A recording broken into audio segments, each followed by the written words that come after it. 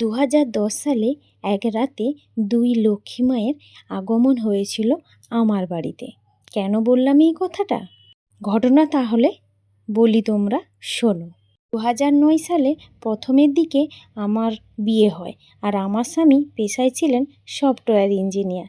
তো তার সূত্রে আমার বিয়ে হওয়ার সঙ্গে সঙ্গেই আমি ওর সঙ্গে মুম্বাই চলে যাই। প্রথম দিকে বিয়ে হয়েছে, আবার মুম্বাই চলে গেছি। একা সংসার, একা হাতে, খুবই ভালো লাগছিল। নতুন সব কিছু পেয়ে আমি বিয়ের পর দারুণভাবে মজা করে আমার নতুন সংসারটা কিন্তু গুছাচ্ছি এবং আমি চালিয়ে নিয়ে যাচ্ছি খুব আনন্দে। কিছুদিন পর আমি কনসিভ করি, আর কনসিভ করার পরেই কিছুদিন পর জানতে পারি যে আমার 2টো বেবি হবে। তো সেই কারণে আমার তারপরে 2010 সালে জাগরি লক্ষ্মী পুজোর দিন 2টো যমজ মেয়ে হয়। তারও অনেক জার্নি রয়েছে এই মেয়ে হওয়ার পেছনে।